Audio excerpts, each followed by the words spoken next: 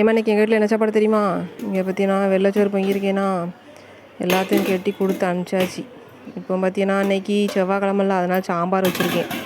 இன்றைக்கி ஒரு பெரிய கூத்து என்னென்னா புதன்கிழமை நினச்சிட்டு மீனெல்லாம் தூக்கி வெளில வச்சுட்டேன், மீன் குழம்பு வைக்க. அப்புறம் தான் செவ்வாய்க்கிழமைன்னு பார்த்து அது எல்லாத்தையும் உள்ளே வச்சுட்டு இப்போ சாம்பார் வச்சுருக்கேன். அதனால் இன்றைக்கி ரொம்ப லேட் ஆகிட்டு சாப்பாடு முடிக்க. அப்புறம் பார்த்தீங்கன்னா கத்திரிக்காய் பொரிச்சிருக்கேன்னா அது தொட்டுக்கிறதுக்கு மீன் குழம்புக்கு வெங்காயம் தக்காளி வெட்டினேம்ல, அதுலேருந்து கொஞ்சத்தை எடுத்து போட்டு தான் அங்கே குழம்பு எல்லாம் வச்சுருக்கு. அதுக்கப்புறம் பார்த்தீங்கன்னா பழையது இன்றைக்கி பழையது நான் தான் சாப்பிட போகிறேன்.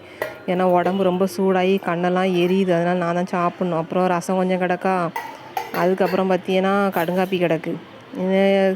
பழைய சோத்துக்கு கத்திரிக்காய் கூட்டு வச்சு சாப்பிட்லான்னு பார்த்தா ஒன்றும் செட் ஆகாது போல இருக்குது. அதனால் என்ன பண்ணிட்டேன், இந்த சின்ன வெங்காயத்தை உரித்து வச்சுருக்கேன். அது நல்லா உடம்பு சூட்டெல்லாம் அமர்த்தும் பற்றியெல்லாம் சின்ன வெங்காயத்தை கடித்து இப்போ தயிர் ஊற்றி பழைய சாப்பிட போகிறேன் பார்த்துக்கிடுங்க.